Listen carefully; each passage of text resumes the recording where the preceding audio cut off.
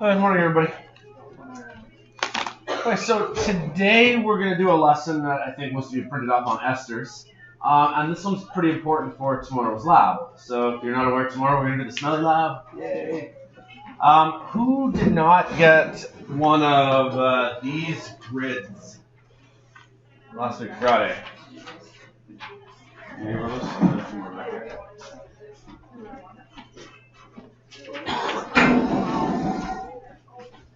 Anybody else need one of these grids?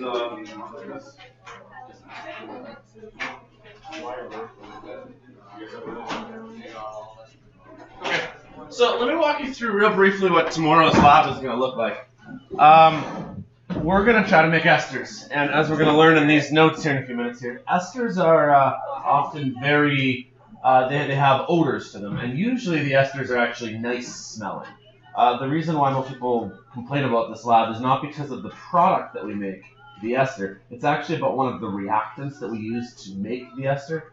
When you produce an ester, you actually need two things. You need an alcohol and a carboxylic acid. Yeah, let's start with some review of that even, just to remind you of some of the things we did last week. What's an alcohol?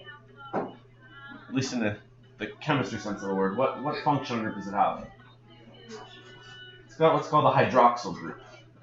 So here's a whole bunch of carbons in a row. Normally this thing would be full saturated with a whole bunch of hydrogens, right?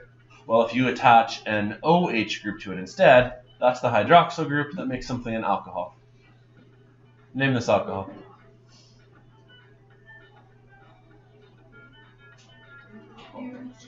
Good, butanol, yeah. Maybe you might see it written like this, 2-butanol. That's actually what you're going to see when I purchase a chemical. They actually put the 2 at the front of the word. I think it's just because it makes it a little bit easier to say, but for diploma purposes, you guys are right, it's but and 2-ol. Okay, so there's an alcohol. Okay, the other thing you need to make an ester is a carboxylic acid. And although a carboxylic acid really is its own functional group, it's kind of made up of two smaller functional groups. One is the hydroxyl group, which is the OH group, and the other one is this double-bonded O group. Does anybody remember the name of the double-bonded O, what that's called? Just in case it comes up. It's called a carbonyl. There's the hydroxyl and the carbonyl.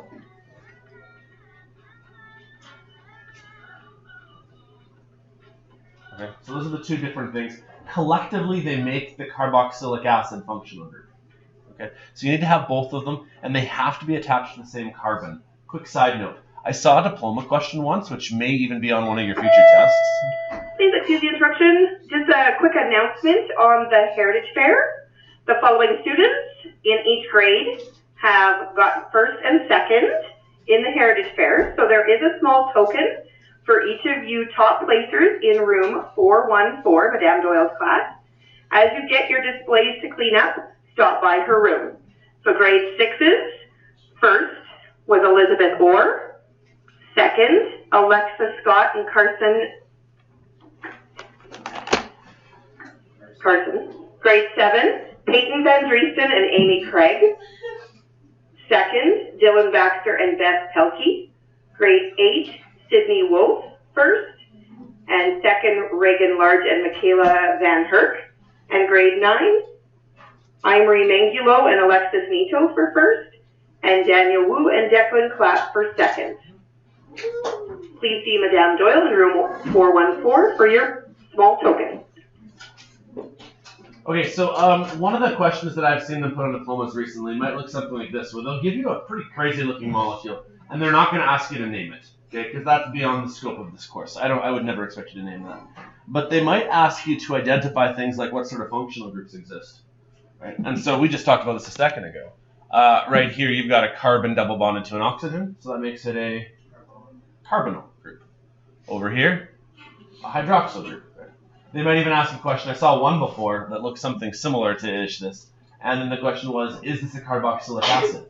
And some kids might think, well, hey, look, yeah, you've got a double bonded oxygen. You've got an OH group. That doesn't count though, right? Because in order for it to be a carboxylic acid, you have to have this carbon right here attached to both the oxygen and the OH group. Does that make sense? It has to be the same carbon attached to both of them. So I have seen them put some questions on there where they ask your knowledge of the different types of functional groups, and they put multiples together in the same molecule. They won't ask you to name the molecule, but just recognize what the heck is happening. Okay, I got a bit off my original point, but I think it was worth it.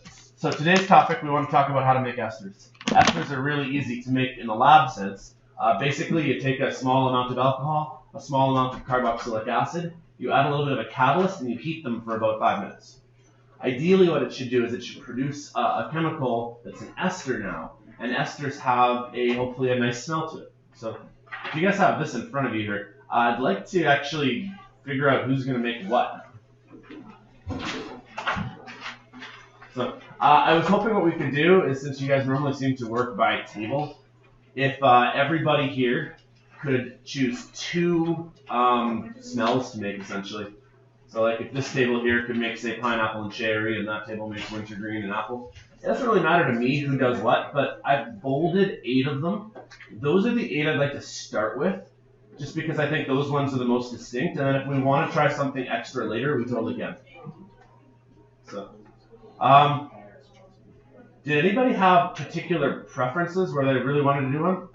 Okay, well, you take your first choice and we'll cross it off the list here. Okay. Okay. Devin, you had your hand up next. Is there one you want to do next? Okay. What do you guys want to do? Cherry? Okay. Actually, that one usually smells pretty nice, actually. You guys have a preference for which one to do? Raspberry. Okay. Okay, why don't you guys go around the loop again, so then pick one of the remaining ones. So you could do pear, pineapple, apricot, or rose, and I'm going to do orange for a demo. No, rose. Rose? Okay.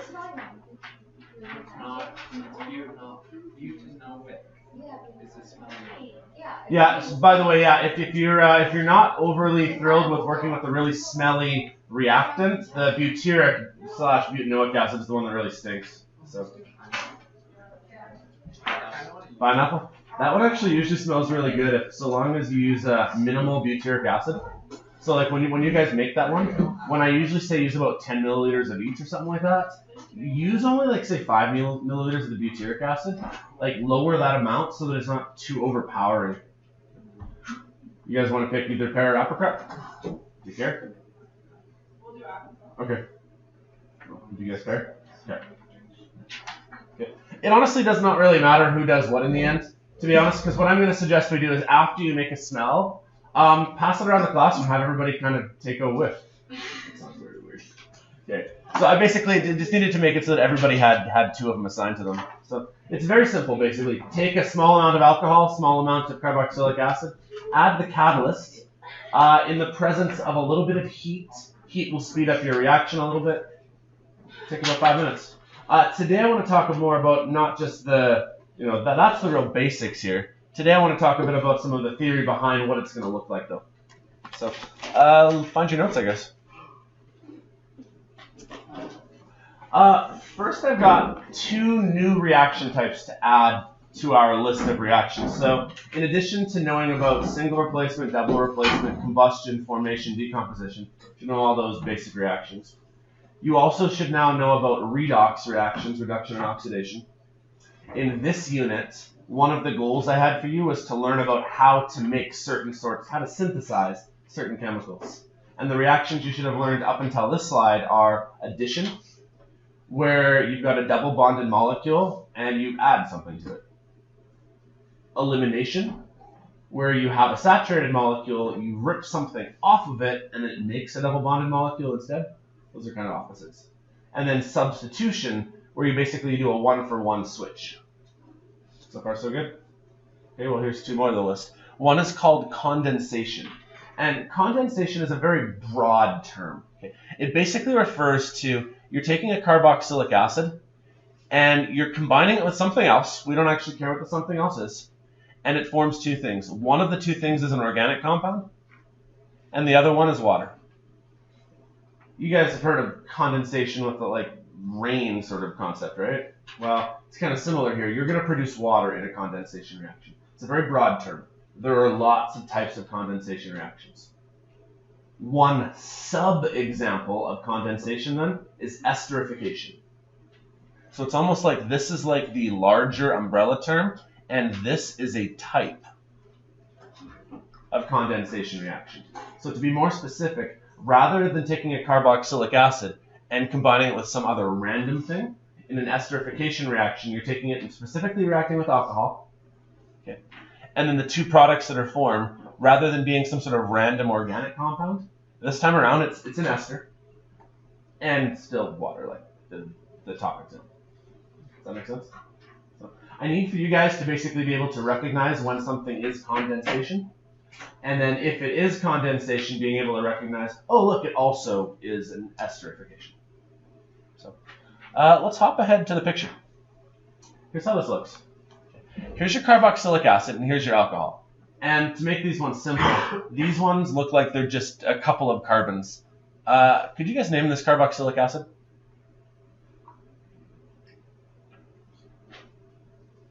How many carbons are there? Ethanoic acid then. Okay. Name this alcohol. Methanol. Okay. So this looks like it's an ethanoic acid. This is a methanol. Just based on the 1 carbon and the 2 carbons. Okay, so far so good.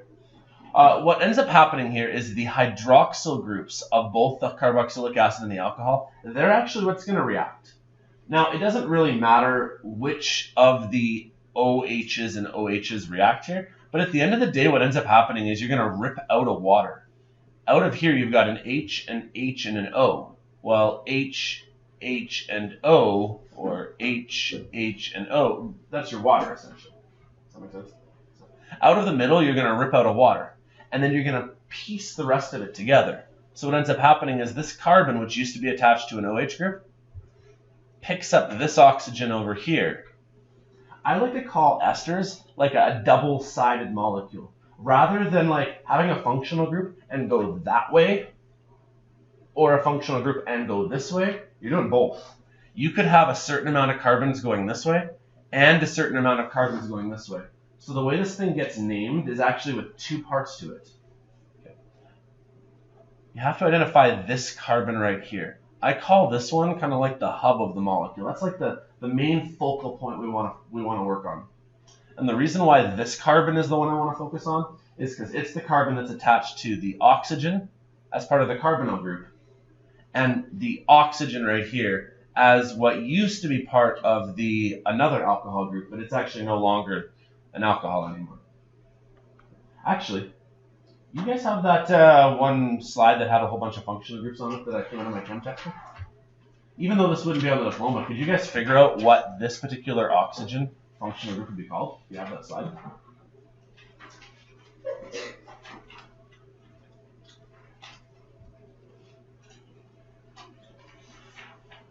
So the top part is the carbonyl group.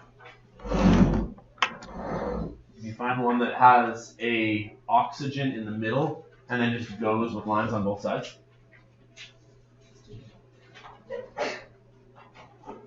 Is it on there? Yeah, it's right below ester. You guys see it right below the ester there, the one where there's an oxygen with 2 lines on both sides? On its own, this guy right here would be known as an ether. However, it's not on its own because this carbon right here also goes up to the carbonyl. That's what makes it an ester. Anyways, I'm going beyond what I need to. This guy right here is the main carbon, okay? Because it is the thing attached to both the carbonyl and the ether. Okay. So first we name this side right here.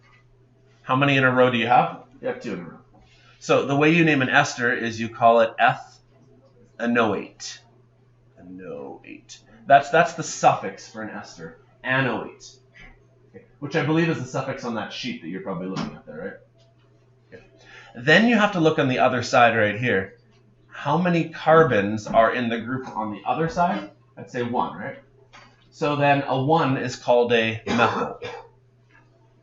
That would be called a methyl ethanoate. First you name, like at the back of the molecule, you name the main carbon chain. And then after that, at the front of the word, you name how many carbons there were on the other side. Let me try another example. Let's say that you had a molecule that looked like this.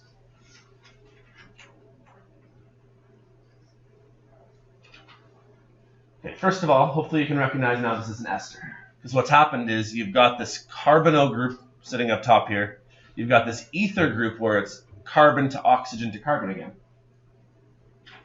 You need to find that key carbon to key on, which is that guy right there. Some people, they mistakenly look at this one right here. But does this carbon right here have both functional groups attached to it? No. No, it's the first one I put a square around. This one has the carbonyl and the ether group. So how many in a row do you have right here? 4. So you'd end the word with butan OH. Do you guys see how like this carbon chain here could just keep going though?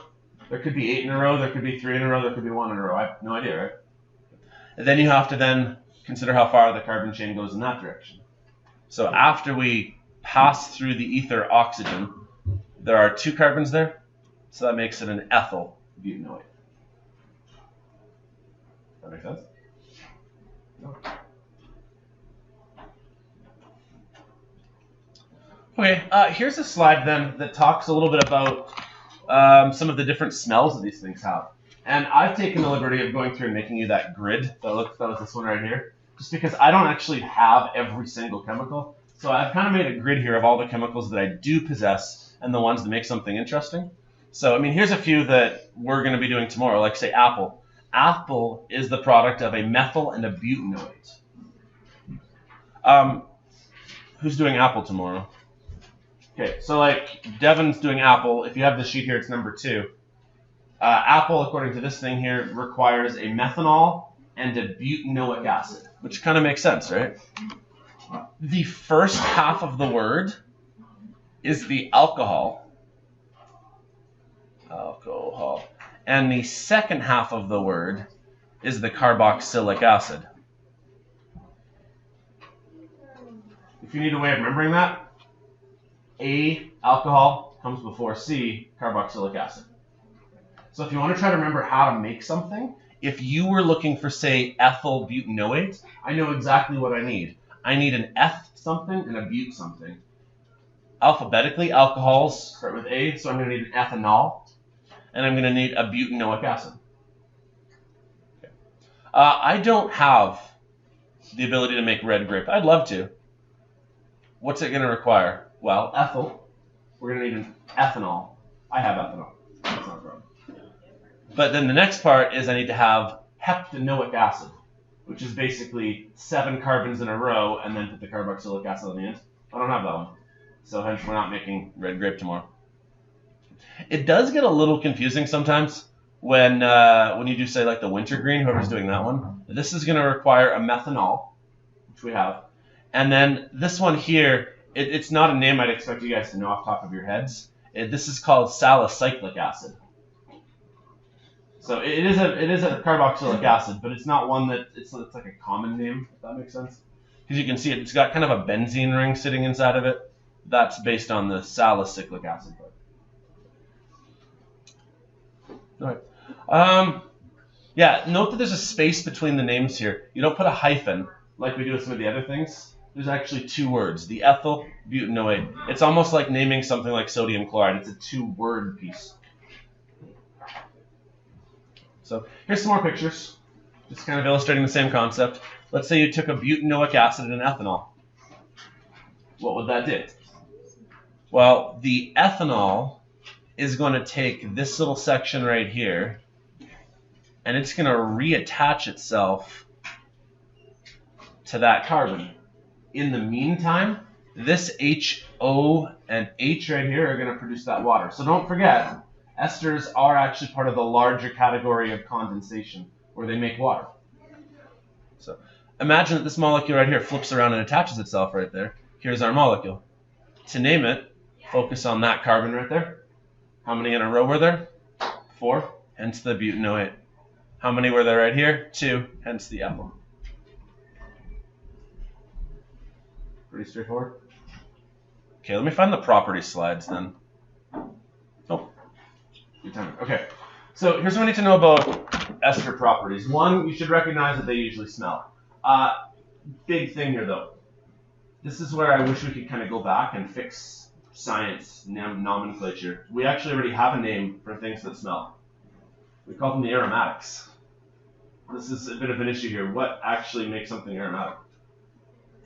Yeah, benzene ring. And most things that have benzene rings actually smell. But it wasn't exactly perfect because, how do I put this? Sure, things that have benzene rings sometimes smell. But does everything that has a smell have a benzene ring? There's like a name for that sort of thing in like logic class. Like A always means that B occurs, but B does not always mean that A occurs back. Does that make sense? So like if everything that has a benzene ring smells, but not everything that smells has a benzene ring, it's kind of poorly chosen, I guess is what I'm saying here, to call the aromatics things with benzene rings because these do have an aroma. Okay, so don't get that wrong on the diploma because they might talk about what makes something aromatic, and it's not aromatic because it smells. It's aromatic because it's benzene. Okay, another thing we should talk about is its boiling point properties. I had you guys start a list a while back about like where things fit in the grand scheme of boiling points. Do you guys have that nearby somewhere? Let's add this to it. What's going to have the highest boiling point possible? What sort of functional group? Carboxylic acid should probably be the highest boiling point thing you have.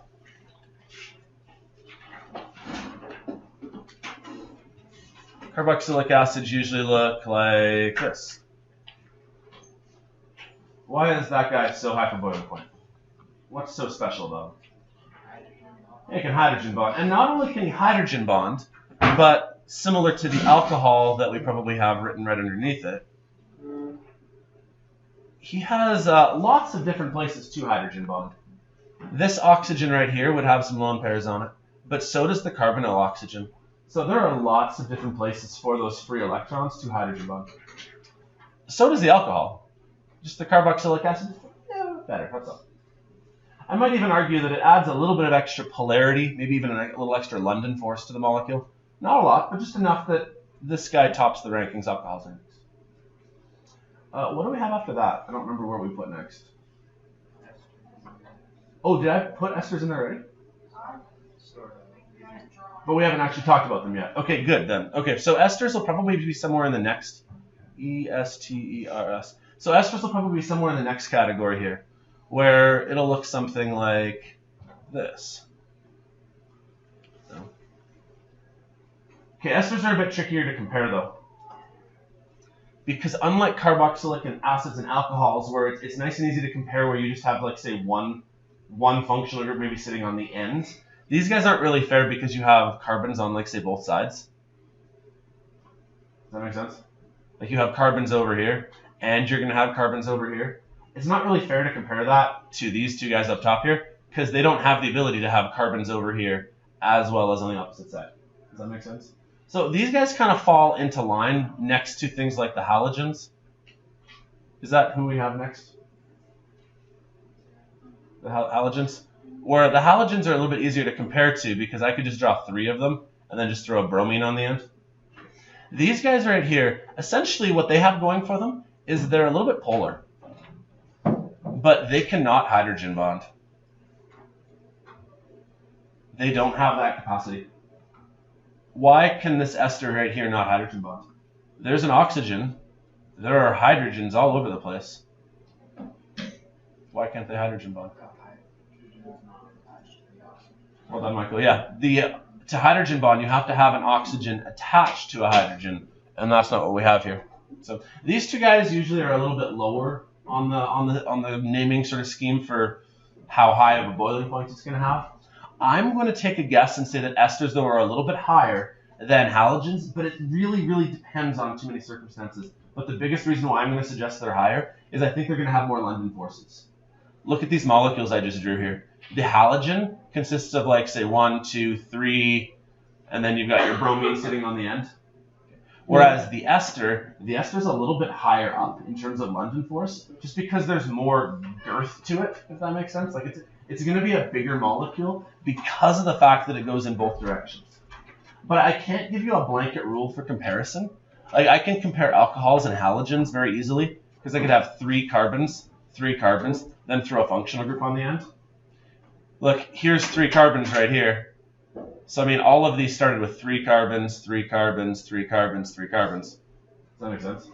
But it's kind of unfair to compare that ester because I have no idea how many carbons is going to be on the other side. Does that make sense? But my guess is, chances are these guys will be slightly higher. Does that work? But mostly due to London forces. In terms of polarity, because of the fact that there's so much carbon length in both directions, it's going to kind of even itself out a little bit. Which is one of the things I want to talk about here, is that these ones are typically non-soluble. Typically, like they're less soluble. Although they're going to have slightly higher boiling points, that's more likely due to their London forces. When we make our esters tomorrow, you're going to notice that they're going to make very defined layers. You're going to have a layer of like water on the bottom, and then sitting on top will hopefully be more like a waxy, oily type of product. Just like how oil and water are immiscible. You guys remember that word? IMMISCIBLE, immiscible, right? Unable to mix. So should these ones right here. They don't quite have the ability to be pulled apart. They're just not that polar. Does that make sense? The only reason why they have a higher boiling point is just because they're so big, right? The bigger you are, the higher the boiling point. But really, it's not due to their polarity. Let me go back to that slide here then. Where was it? Okay, so boiling points then are lower than alcohols and carboxylic acids. Okay, so they do fall lower on the scale. Sometimes they're liquids, but if they're large enough, they could be solids. Why? London forces, right? Bigger molecules.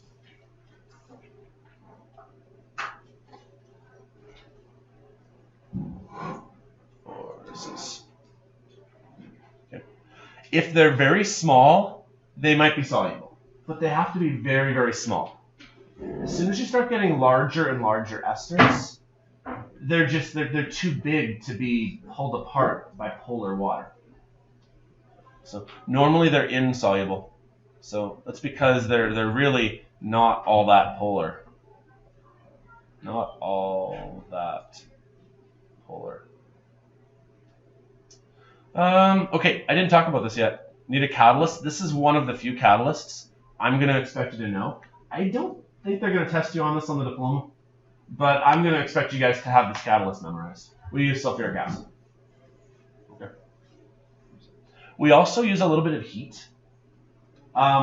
If you guys would like to actually write this on the alcohol carboxylic acid sheet here, just to remind you for tomorrow, you need to use H2SO4, and your heat needs to be about 70 degrees Celsius. Anybody have any idea as to why we don't want to overheat these esters?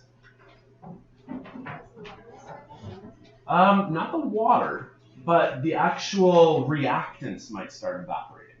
Okay, we're going to be using alcohols and carboxylic acids, and if we heat the reaction higher than the boiling points of the reactants, we'll actually start boiling off our reactants, and we don't want that because we want our reactants to react. Does that make sense? So we want to add heat, but we don't want to add too much heat. So 70 degrees is usually where I've been told to stop. My best rationale for that is because I believe that's pretty darn close to the boiling points of things like methanol and ethanol. Does that make sense? I want to think that ethanol boils around like say 78. So like we don't want to get too hot because we don't want to boil off our reactants. Okay. Oh, one more thing to talk about. We would not want to eat or taste the esters we make tomorrow. Anyone suggest a reason why? Well, we use acid as a catalyst. Does a catalyst actually get consumed in a reaction? No. And so we would actually have to separate out the acid first before we could try doing something like tasting these things. Does that make sense? What sort of techniques have we talked about so far for separating multiple organic pieces together? What are some of the main ones we've mentioned? Good job, fractional distillation, which essentially separates things based on boiling point, right? So at this point here, once we've made our ester, sure, now we can start separating off the esters based on boiling points. Another property that we could base things off of for separating would be their solubility. Tomorrow we might be able to even scoop the top layer off because of the fact that it's going to separate into layers based on solubility. I think there's a question on your assignment about physical, chemical, and technological processes for separating. So I just mentioned 2 of them. If you're really struggling for a third, sometimes you might even be able to do something as simple as like a filter. Some stuff will pass through the filter, other stuff won't pass through the filter. That would sure work better if you had, like, say, thicker liquids versus solids. Does that make sense?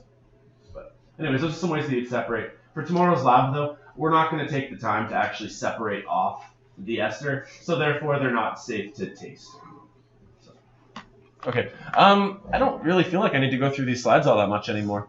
Do you guys feel like you got the sense of how to name these things? Okay, so maybe you read through this if you want to.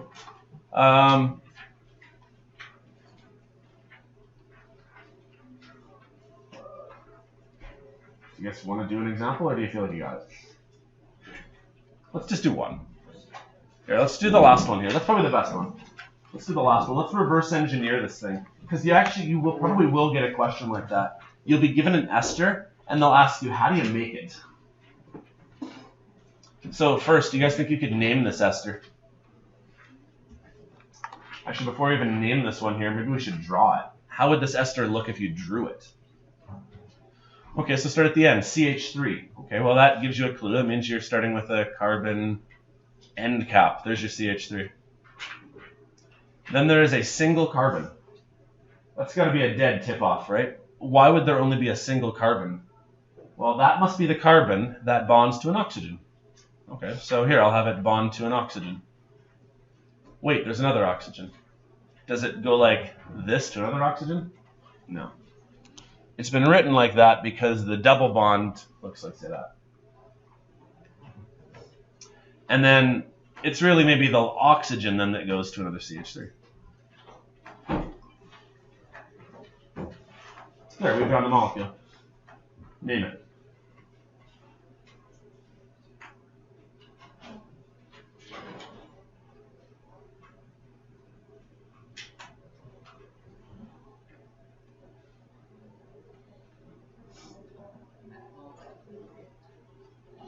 Good job. I heard you say that loud there. This would be a methyl ethanoate. Just a quick recap as to how to name that then. This is the carbon you want to focus on. It's part of a chain of 2 going towards my left. So that's why it's an ethanoate. Going towards my right is a group of 1, hence the methyl. So let's reverse engineer this then. What are the reactants we need? Let me give you 4 of them. We might need an ethanol. We might need a methanol.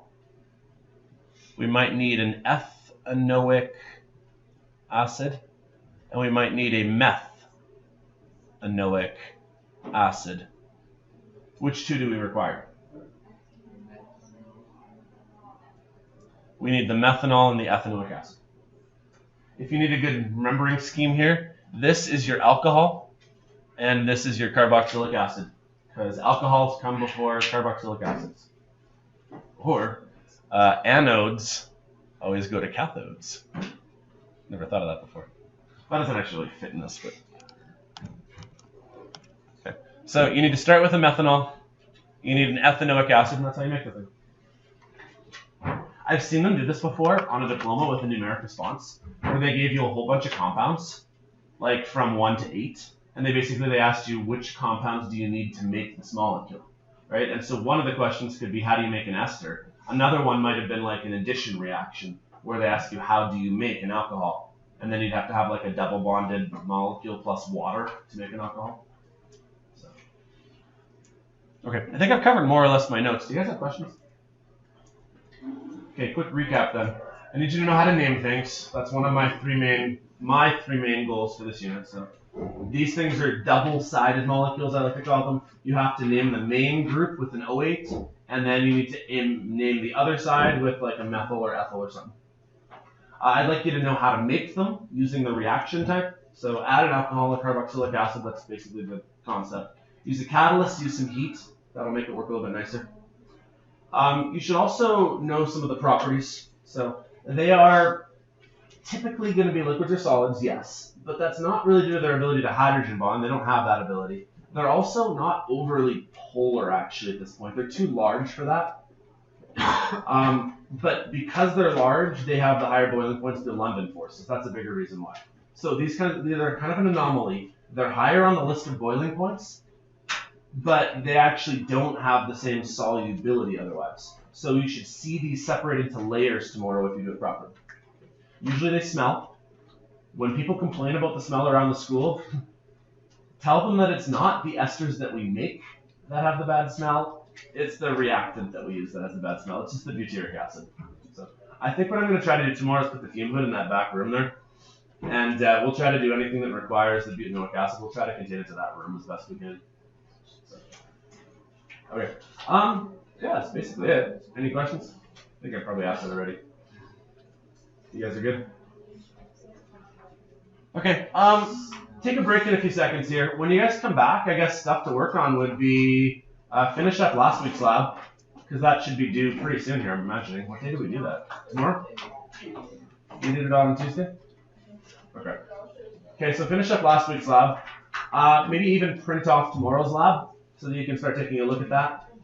And your assignments. Really, those are really the only three main things I imagine that you're going to be working on. You should be able to do almost all of the assignment by now. So, okay, yeah, take a break. After that, find something to do, I guess.